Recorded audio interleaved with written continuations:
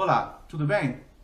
Eu sou o pastor Cristiano, da Primeira Igreja Batista em Jandira. Muito bom estar com vocês aqui. Hoje é o nosso penúltimo estudo com o tema O Amor que Resiste, estudo 5.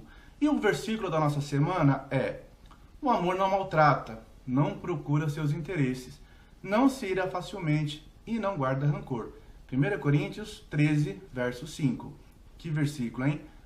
Que desafio! O egoísmo, como sabemos, é um veneno, é algo muito, muito ruim. E nesse estudo eu quero que você aprenda como vencer e superar esse veneno chamado egoísmo.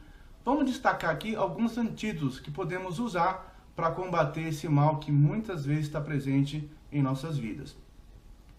Primeiro, construa relacionamentos fortes. Isso aqui é muito importante. Vamos ver o que está lá em Efésios 2,19. Portanto, vocês já não são estrangeiros, nem forasteiros, mas concidadãos dos santos e membros da família de Deus.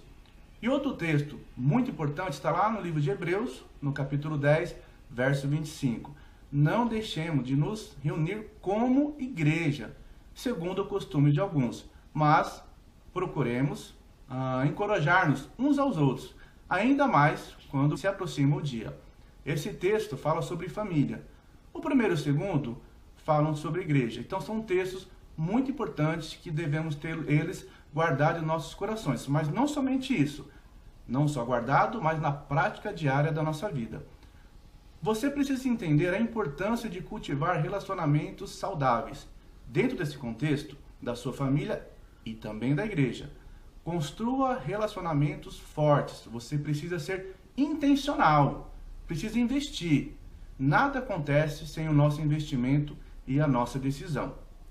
Na esfera dos relacionamentos, pode acreditar, a grande vantagem é investir na intimidade. Quando você tem intimidade com alguém, você consegue vencer a tirania do reter, do guardar para si, a tirania de olhar para si mesmo somente e entender que o outro também precisa muito de você. Segunda coisa, doe-se.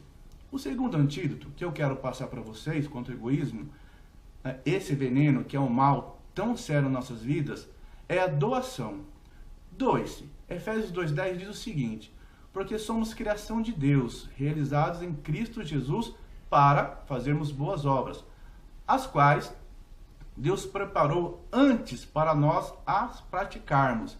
Em Marcos 8,35 também diz: pois quem quiser salvar a sua vida, a perderá, mas quem perder a sua vida por minha causa e pelo Evangelho, a salvará. A doação, ela é um estilo de vida. Doar a preferência ao estacionar seu carro, sabe? Quando você chega no shopping, então doe a vaga, deixe que alguém estacione. Doar a preferência na hora de servir a mesa com seus familiares. Em vez de você ser servido, sirva as pessoas da sua família. Doar a intencionalidade de servir um discípulo, ao invés de sempre procurar ser surpreendido por ele. Surpreenda, faça surpresa no servir o outro. Doar precisa ser uma prática diária.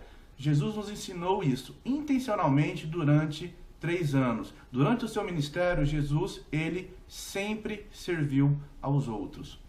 Terceiro, faça como Jesus e negue-se a si mesmo.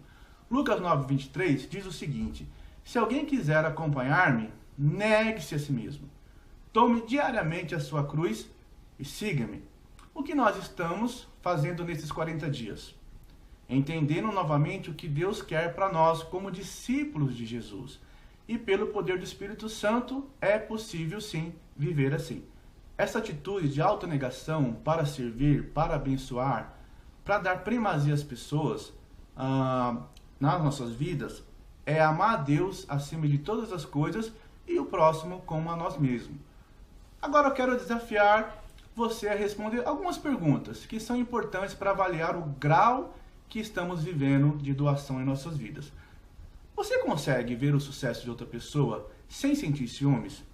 E se alegrar com o sucesso do outro? Isso é um desafio. Segunda pergunta: você vê a necessidade de outra pessoa ser suprida de modo abundante, enquanto as suas próprias necessidades são maiores? Mesmo assim, você não questiona Deus ou deixa de ser agradecido por aquilo que você tem. Você consegue isso? Outra questão, você pode optar por servir sua fé sabendo que talvez seja depreciado? Você consegue isso? Você busca louvor e elogios? Não procura a aprovação de outras pessoas? Pode viver sem ser constantemente reconhecido ou aplaudido pelos outros? Já pensou nisso? Outra pergunta. Nas suas conversas, você faz com que a outra pessoa fale, ao invés de contar as suas histórias e dar as suas opiniões? Que desafio, né? Você está pronto para ouvir mais e falar menos? Sim? Pense nisso. Outra questão. Você pode acertar a crítica e aprender com ela com uma atitude educada? Você pode receber uma crítica e entender que isso é para a construção da sua vida e ser agradecido por isso? Outra pergunta. Você pode ficar contente com menos sem reclamar ou brigar? E mais, você vê as interrupções que Deus coloca na sua agenda e pacientemente suporta as irritações que a vida coloca diante de você? E mesmo assim, continua grato a Deus? Nós já vimos na leitura devocional que é muito importante entender que quem faz a gestão da nossa agenda é o próprio Deus. A nossa agenda não está no nosso controle, mas sim no controle de Deus, porque Ele é Senhor e soberano sobre todas as coisas. E quando Ele nos pedir para darmos uma pausa estratégica, para orarmos a pessoa do nosso lado, nós devemos fazer isso. Porque no final, é Deus quem controla a nossa vida. Ele é o Senhor das nossas vidas. Você realmente pratica a autonegação? Em que você precisa melhorar? Esse é o momento de você parar e refletir em quais áreas da minha vida eu preciso realmente sofrer uma inferência de Deus para que eu possa então servir melhor.